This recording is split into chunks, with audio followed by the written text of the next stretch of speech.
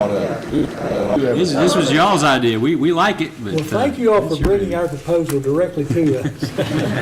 Mr. Mayor, final item of new business this evening, or at least departmental reports, is to get an overview of the concept plan of Main Ave. And I'm not going to go into much more detail than that. I'm going to turn it over to Ms. Andrea Surratt, Assistant City Manager, and I think Public Services Director Mr. Chuck Hansen is going to tag team with her on this presentation. Thank you, Mr. Berry.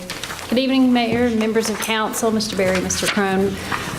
If you need to stand up and stretch, feel free to do that and then have a seat because we've got a lot of good information to share with you. And I want to go through this concept plan with you and then tell you that my part is the highlight part. And I'm going to go quickly through, but then you'll probably see something that you have questions about. And then Chuck comes up and he'll cover in more detail what you are struggling with. So we are going to work together. We might want to just add that we send out an invitation to the Inspiring Spaces Committee to join us tonight.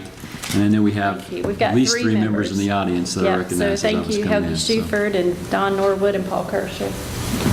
And Paul, yeah. Okay. So he's stretching his legs. So he is. Good. Well, so on behalf of the designers from Land Design, Chuck and I are going to give you this overview of the Inspiring Spaces Initiative. And one of the first projects coming out of this initiative is Main Ave, and that's just sort of informal title that we're calling it. And so as we mentioned at the last council meetings, Inspiring Spaces has had a significant amount of public input from participants and stakeholder groups to people that attended neighborhood meetings all the way through to the excitement that you heard tonight. So people are still interested in this project. And so what we have today for you is basically an urban pathway. I want you to sort of think about what that means to you in your mind. So an urban pathway connecting LRU with the expanded downtown through a series of features that include public art, water features and amenities, pedestrian spaces, and then a pedestrian bridge that would be an iconic bridge that would be over Highway 127. And all of this could be experienced either on foot or by bike or in a number of settings. So that's the scope of this project. But this is just one phase of one project from Inspiring Spaces. Because as you remember, there are at least 50 projects in the full plan. And that full plan will be talked about in greater detail on January 28th. We have a joint council steering committee meeting, and that will present more of that full plan and wrap all of that up with Land Design at the end of January. But this is a starting point tonight just to share with you that snapshot of this project, because this project was selected not only because the city owns all the property in this path, but also because it connects areas of redevelopment. And so one of our focus points for this project was economic development and having rebirth of areas. And this is an area that you'll see that is experiencing renovation and redevelopment and is going to continue that. So we'll move forward. But first, I just want you to think about this pathway and understand its roots, because this project wouldn't fit in downtown Charlotte, and this project wouldn't fit in Wilmington. This is strictly a Hickory project focused on what we are about, and so it's really focused on craft. It goes back to the brand, it goes back to what our roots are for this area. And so what is craft? Well, it's where function meets aesthetic expression. So I want you just to think about. So not only is something functional, gets you from point A to point B, but it also has some wonderful beauty about it or some great experience about it along the way. And all of these themes are themes that came up not only in the brand, but they were translated into Inspiring Spaces. So we're celebrating a number of things. We're celebrating our community, first of all, our craft history, and we're celebrating the makers, the people that make things in this community. And the things that they make are not just some average product. They are they are amazing works of art in all of the different facets, if you think about all of our doers and makers. And then we are celebrating just the things that are made in Hickory themselves and the materials that they're made from. And so all of these themes are wrapped up in this main Ave urban pathway. So there are 9 elements that I'll talk with you about, that as you are on this pathway, in one form or another, that this pathway then celebrates those elements along the way. The wood, the metal, the clay, and all of those listed above are things that you would experience along this pathway. And so we have to go through some imagery, because you really need to think about the future and what projects could be. But along that pathway, there would be a way to celebrate metalwork. And so there's a number of ways that can be done that then create activities for children, for just some art in itself. And then also the next step would be wood. And so looking at the wood that's along the pathway, maybe there's a public art, maybe there's a bridge, maybe there's a number of sculptures. There's the metal. Yeah.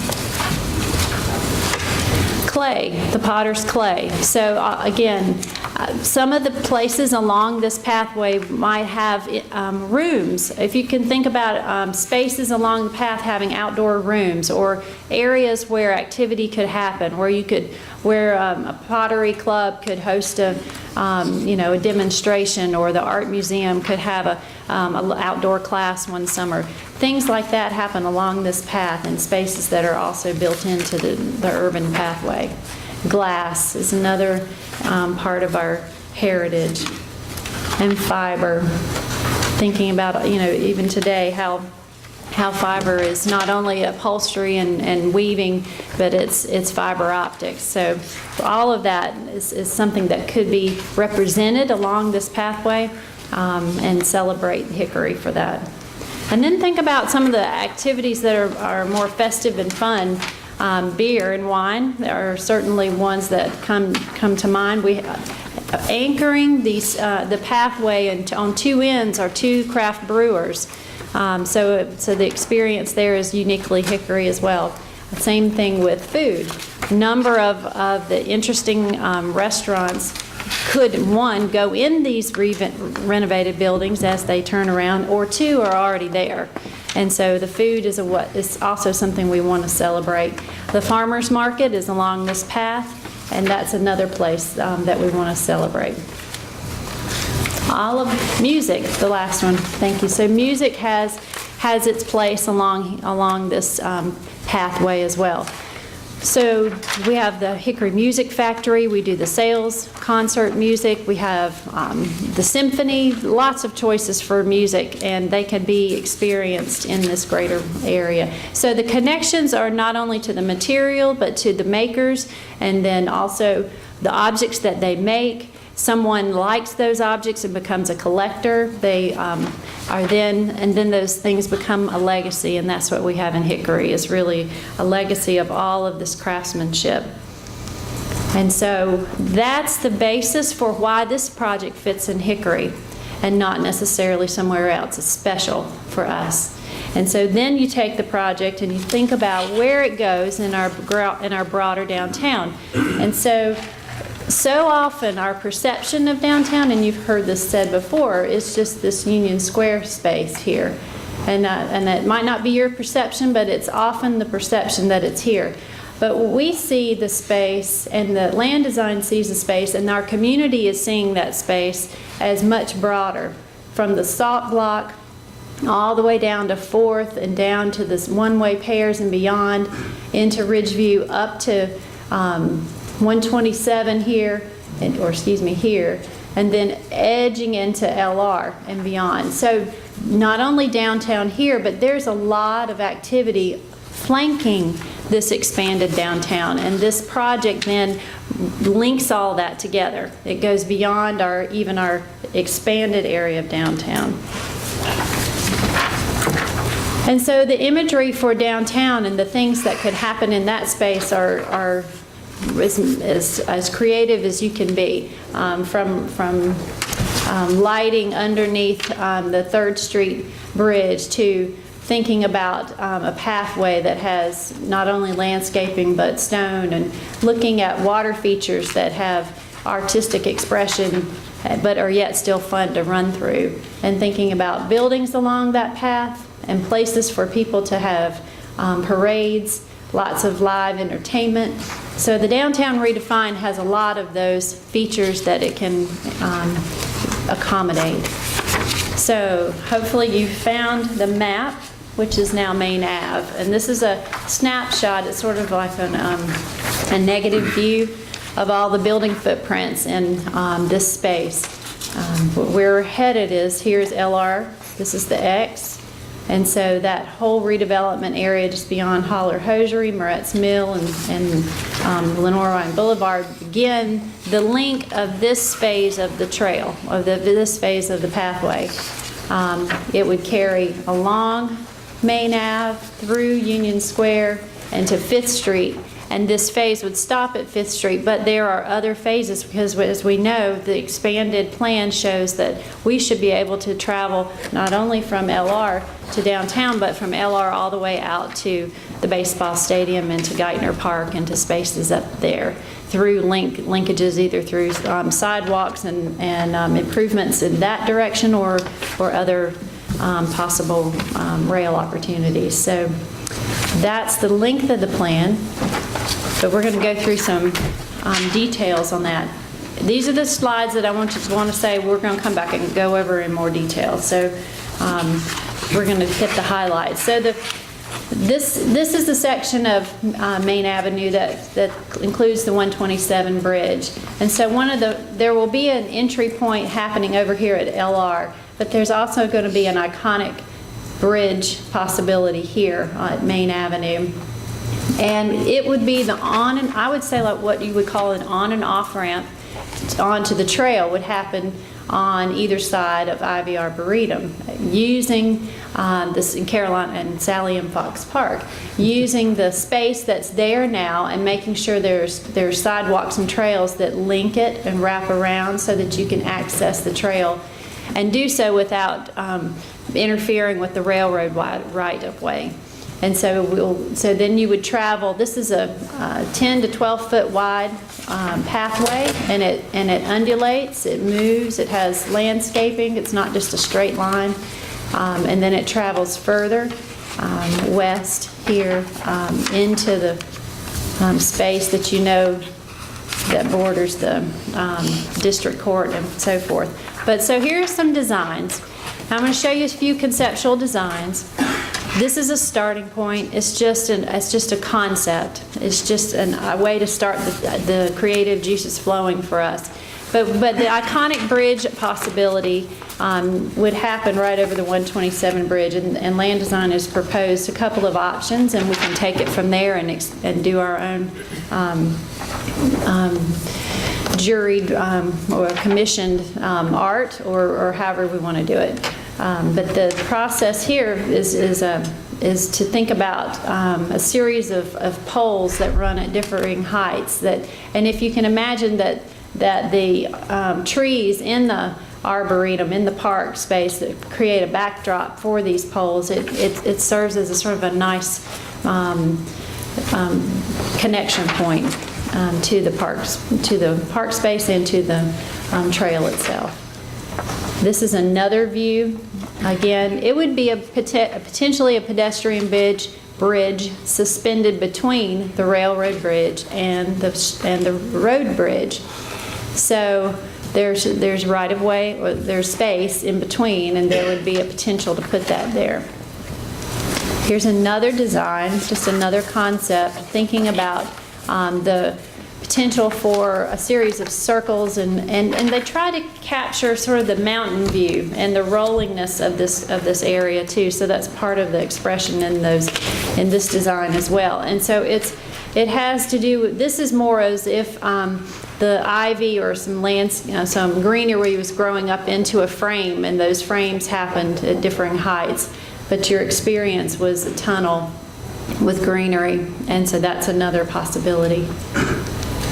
So traveling further west, let me find your orientation. So this brings you along Main Avenue. You notice this is District Court, City Hall. And so the park continues, it winds, it has a number of stopping points where there are park benches, maybe a little water feature, and then it travels on to the intersection of Center and Main.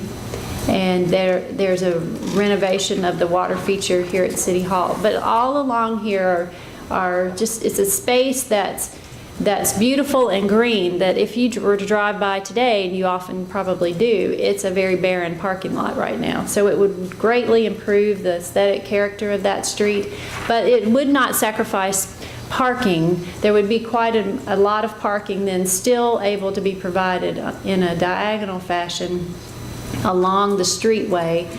You would basically flip-flop parking with the pathway to create this space. And then you have the existing rail corridor, and then you'd have some plantings on the south side of that as well. Again, just thinking about the water features, there's so many opportunities to have the water features be in different forms. A pool with some rocks for children to climb, a little teeny tiny shallow water space, a cascading fountain in one or two of the places, just some imagery to help you visualize. And also along this pathway, we have to be considerate of the rail line and being safe with that rail line while we're incorporating public space next to it, and beautiful. So a potential project this potential project includes a fence way that's see-through, that has greenery and then changes. And it, we don't envision it being super tall, but it would basically provide a safe sort of deterrent from people crossing the railroad, except at the designated areas. And then it would just screen some of the less attractive parts of that railroad. Here's another feature about that that would include incorporating actual machine parts and things that could become some sort of industrial art. All right, carrying this forward, going even further west, then we've crossed an improved intersection at City Hall, and thinking about improved space in this parking lot across the street for a potential building spot, a little park space and water feature. The trail continues down along Main Avenue. The parking is still shown, and then you end up at can't do my math, 2nd Street. All right, so at 2nd Street, there is a historical name for 2nd Street that used to be Shuford.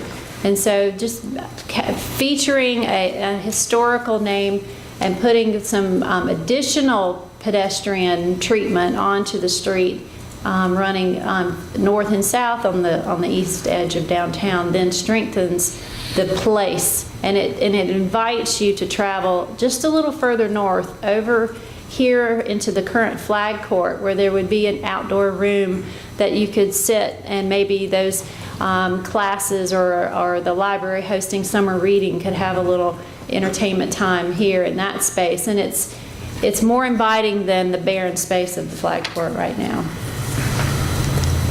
Just some more imagery about water and more improved space for seating, just thinking about how that looks. There's this one example of that. Okay, Union Square.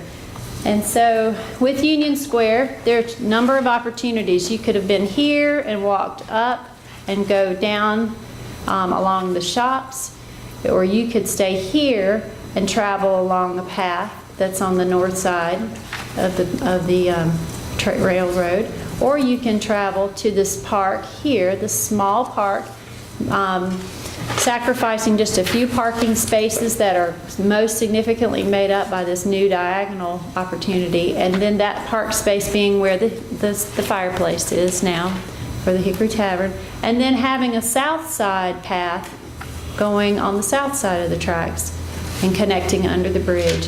And so just having two choices, you don't even have to run back in your same footprint. if you were a jogger and you wanted to take this path, you could go up one side and down the other. So just some more imagery about all the outdoor seating that's there. Continuing along that path again, north side of the tracks and south side of the tracks, and connecting those as well. The last piece and sort of the current destination for this phase of the project would be what would be considered a Fountain Park. So take a look at this photo, this imagery, and it's again the building footprints of the current buildings are in gray. What the city owns in terms of parking space is here in green, and you can be oriented that this is Union Square, Trade Alley. Then there would be a potential for another fabulous destination to come to that draws in people from the west side of town, and it strengthens that side of Union Square to the point that it makes sense to go further. Go on to 5th Street, go on to 6th, all the way to 9th. If you think about Piedmont Wagon and the investment that's being made there, and all of the property in that pathway, and the railroad runs right through that this could be repeated over and over again down through the blocks in some form or fashion. But this would be a destination where people could gather. And so the thought would be a really shallow water feature, and we showed you photos of cascading and maybe some rocks, and it would be a place that in the summer it would be beautiful to just look at and safe for children supervised to play around. And then it would also include some potential for community tables, where the long tables that seat 20 would happen, and you could gather in that space. And there would also be these red buildings that are potential additional retail or commercial space that could be added and redeveloped as this whole block is reconsidered. And then parking remains here, parking remains along here and here. So there are some more examples of the water features and just the idea of that outside experience in the summer, and then maybe it turns into a skating rink in the winter, or some activity that also draws people out. And so with that, that's my part of the overview, but I know you found things that you saw on these plans that maybe need further explanation, so I'd like to turn it over to Chuck for more. Thank you, Andrea. Any questions? I have about 15 slides, the same slides I was going to go over, but she did such a fine job, I think I'm done. No, really. What I do want to talk about just a little bit, and I do want to run through some of the slides. This is a concept still at this stage. What you're looking at is a concept. And so this will be designed with certain characteristics in mind, certain patterns in mind, and we'll essentially have to hire some folks to design it, hire some folks to build it. This isn't something that City Street Department's going to go out there and put some sidewalk in place. We're trying to figure out, are we building a concept car for a pickup truck, or concept car for a SUV, or a Mini Cooper, or what are we doing here? And I think so the concept is this urban pathway. And then we know we want some characteristics for that. And that's sort of what you've seen here in this quick snapshot. And so from there, we'll start actually getting into the details and actually designing this component through. And in working through that, you start answering some of the tough questions. Great project, a lot of economic development potential runs along with this, a lot of quality of life aspects, a lot of draw to this this entity just in itself from out of town to utilize it. Anchoring, like Andrea talked about, you have Illinois Ryan University renovated mill buildings, Holler Building, Moretz Building down here on this end. The idea that it could grow even further all the way to West Hickory, keeping some of those same themes and characters of the materials that she talked about. From that standpoint, there's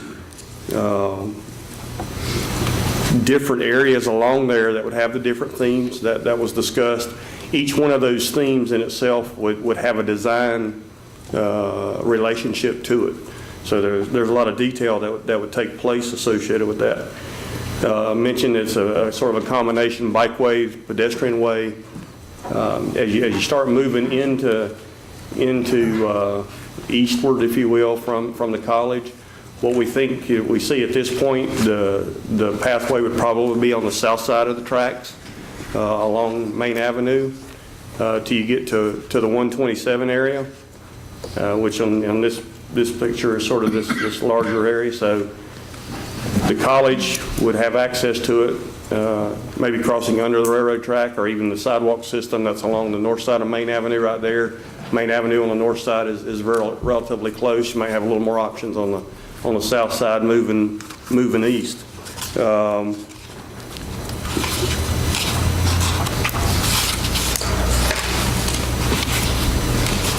Again, part of the reason is to provide that connectivity and also to connect the users with the environment that they're walking through. And that environment is a change of, celebrating those materials that we talked about, using landscaping. Your walk through the woods is really not that long sometimes because you're enjoying it. Well, part of this is to enjoy this walk through the urban setting. That also helps us with downtown and parking. As we talk about that a little bit more in the future, your walk may not feel quite as far as if you're enjoying your walk versus something. So as you migrate in, we're going to again show you some of the same slides. Great iconic structure here that you saw, pedestrian bridge crossing 127. We'll be, again, sort of some of the detail issues. We'll be dealing with the railroad company. We'll be dealing with the Department of Transportation. Those are some of the realistic things we have to work through to get permission to do this type of structure. We own some of the property surrounding it, which takes out maybe a little bit of level of difficulty here. But this is a pretty major iconic structure that is part of the pedestrian way, but it's also part of the travel way. It lets you know you've arrived into something different also downtown.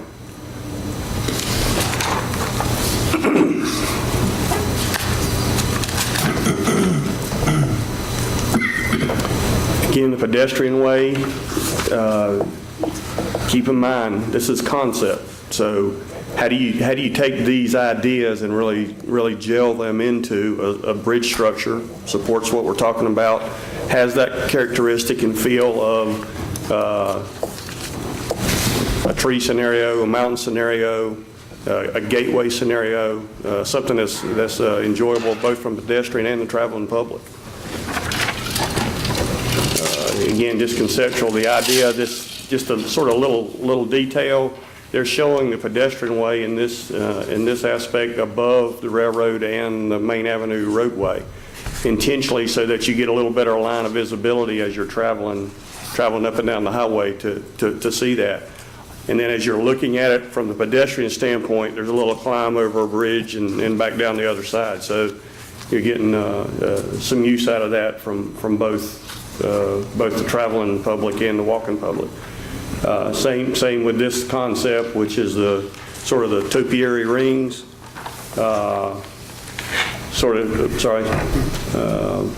You get the feel of you. Yeah, we are in the foothills. There's some relief to it. You sort of see this line here, this sort of reddish line, sort of rises above the railroad and car bridge to give a little, again, 3D look to that and feel to it. So those are some of the things that when you really hire somebody to design this structure, they'll keep these kind of concepts in mind and then actually get into the detail of what that bridge is. Again, same kind of scenario. This gives you a feel being up over top of this, and as you're walking through a different perspective, looking up and down the highway as well as the vehicular traffic looking at you.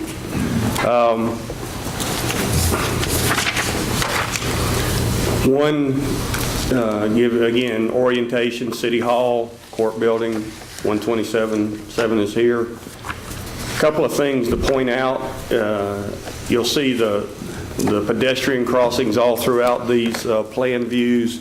Those are improved for visibility, safety, aesthetics, all the above. The meandering trail through here gives you these little rooms in these areas for some of this artwork and feel, so that some of those are interactive, something you can sit on the bench and let the kids play on something for a little while. It's not a playground, but it is a little bit interactive and educational at the same standpoint. The south side of the railroad tracks here, again, you can see landscaping and some improvements, so it's sort of all, this isn't just a 10-foot wide piece of asphalt ribbon running through there. There's a lot of different components to this. One of this one is depicting really the fountain we know out front today is changing the look and feel of that fountain to relate it even to this area and give a little updated view to the front door of City Hall, if you will. This is a 70s building. It's always going to be a 70s building, but we sort of change that front look and feel to it.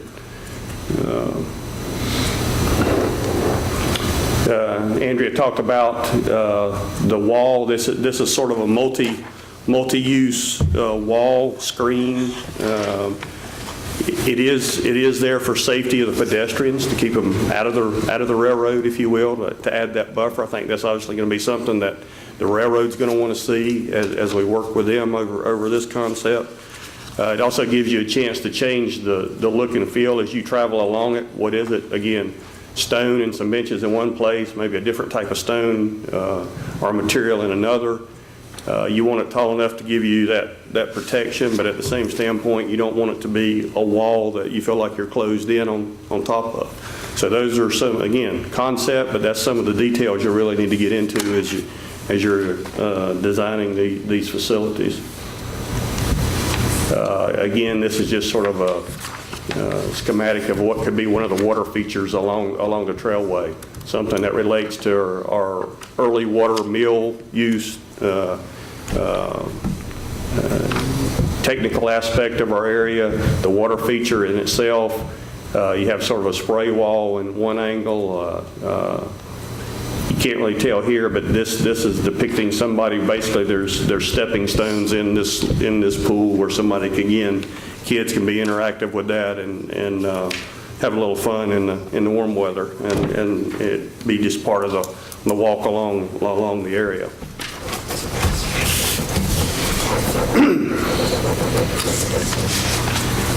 City Hall. This is what we know as the large parking lot across from City Hall. Gives us a chance for some economic development with maybe, again, a building sort of facing Main Avenue in this redeveloped area. Andrea, like she explained, part of this is obviously going to eliminate some parking, but in the same standpoint, rework sort of the parking we know out along Main Avenue. This really pulls it maybe to on street diagonal parking. But in the big picture, yeah, we'll probably lose some spaces, so that's part of this topic that we'll have to look at. Improved pedestrian way as an area. This could be even a component that grows to maybe even a fundraising scenario that, where there's bricks sold or somebody sponsors an area. So that gives us another opportunity to for example, the group we heard speak earlier tonight, these are some avenues that can be some public participation in to some extent. Water feature, again, sort of an iconic gateway into part of downtown and the trailways on the corner. You get to what we know as 2nd Street here, and like Andrea said, your options, you have two. It splits towards the front of the buildings along Union Square, or along the railroad tracks on the south side towards the Hickory Station and that area. This is what we know. I think it's on the next couple of slides. But again, this is a typical water feature, a segment of the wall, a little outside, I won't say room, but an outside node where somebody can stop and spend some time or some characteristic material from an education where it's something related to pottery or metalworking.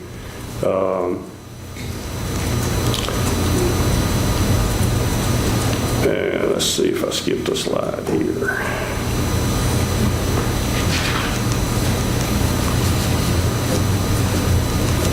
I was thinking I had one more of Union Square, sorry. But again, excuse me, this splits and splits, and I'll skip ahead to this one. This is sort of the west end of Union Square. Again, it comes down and sort of migrates back along the tracks, or you come along the south side of the railroad tracks to what we know is the underpass, railroad underpass, and then it follows along Main Avenue on the south side. As it is maybe one of the first stopping points, 4th Street, and then progressing all the way out to the old Piedmont Wagon Building. So again, a lot of this gives some opportunity for some economic development to both sides of the railroad tracks there. It pulls in, extends downtown along the tracks, if you will. And another thing it does is it sort of helps screen that railroad corridor that we know that's there, that you see quite a bit of from time to time. So a lot of parties that we'll have to be working with in the details, and so some of this will be certain themes that carry throughout. So if more than one group designs a block of this, for example, there'll be some themes that carry, but at the same standpoint, they'll sort of have an artistic license to, here's the concept, how do you put your design touches on it and make that work within the big picture and the scheme of it. It will take obviously a higher level of service once it's in place. We spend a lot of time on Union Square itself, just from our standpoint of maintenance and dealing with that on a daily basis. This kind of facility will obviously take that kind of level of detail and daily work associated with it too. So that's a sort of a sneak peek of one little piece of one little project of the whole concept of how we improve Hickory going forward. Questions? I think we're all just overwhelmed. Yeah, it's. Thank you.